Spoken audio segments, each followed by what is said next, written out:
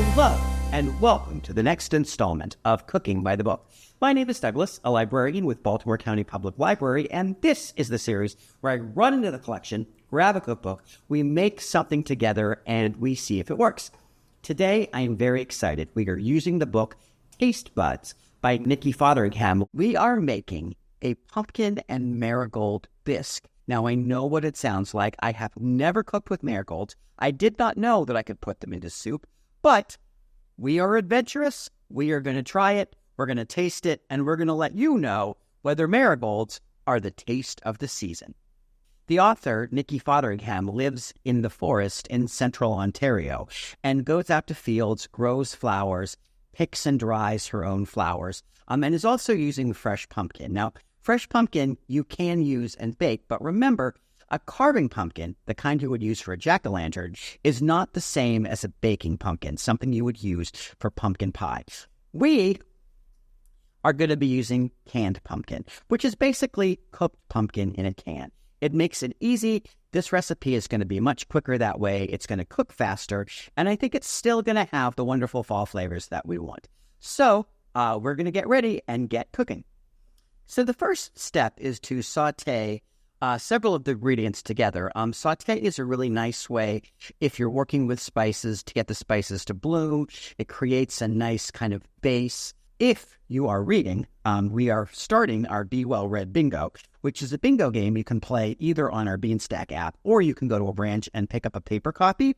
One of the squares is check out a cookbook. So if you are a cook, you can come in, get your bingo card, and you can get started on your Be Well Read Bingo. 5 squares, you can come in and get a tote bag, and you can use that when you go to the farmer's market and pick up your pumpkins. It's a win-win, if I tell you so. I have a 1/4 teaspoon of cinnamon. I have 2 cloves of chopped garlic.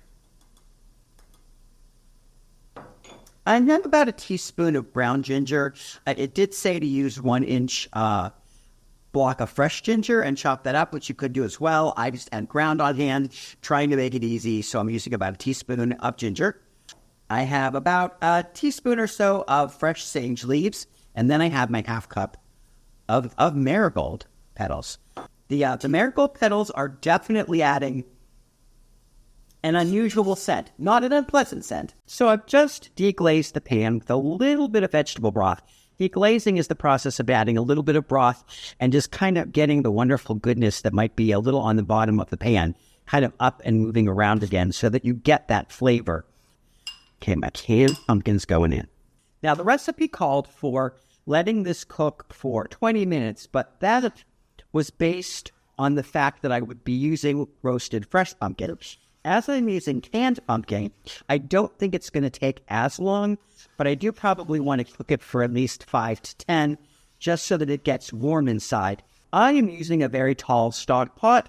I always think a little bit bigger is better, especially if you're going to be using your immersion blender. You want to give yourself enough room. Now it's starting to bubble. Remember, a thick soup like a bisque is going to bubble and it's going to spit. You want to make sure that once it starts kind of bubbling and burbling and spitting, you want to keep the soup moving. So that's when you kind of come and kind of just continuously stir. Now we're going to be using an immersion blender. An immersion blender is really handy in your kitchen because you can blend something right in the pot. So you don't need to take a heavy pot of soup, carry it to your blender, pour it into the blender, and blend. To use your immersion blender, you're just gonna hold it and you're gonna sink it right into your soup.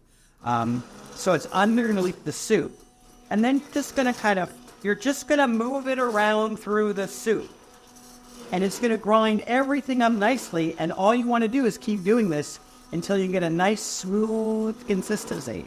So the finishing steps are just using some fresh lemon juice. I usually just squeeze a nice 1/2 a lemon in.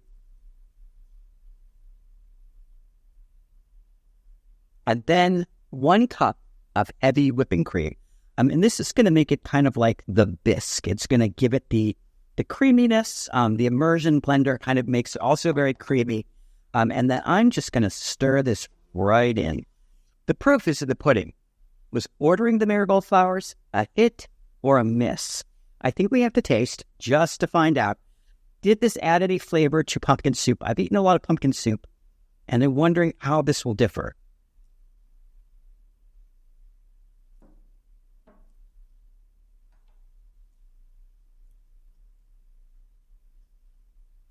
It's a bit unusual.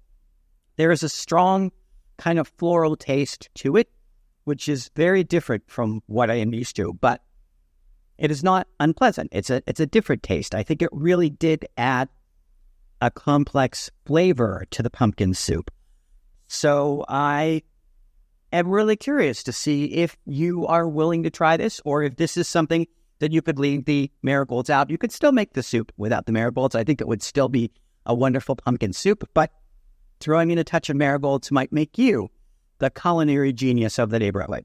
I will give Taste Buds 2 thumbs up. I think what she does by including this natural floral complexity to dishes is really genius. It's a very unique cookbook. It's an original cookbook. It's an idea that I have never seen, and I really am enjoying what I'm reading. I really hope to try other recipes throughout the book, and I hope you come and check it out and tell us what your experiences with flowers in the kitchen are. Flowers on the table and in your food. What more could you want?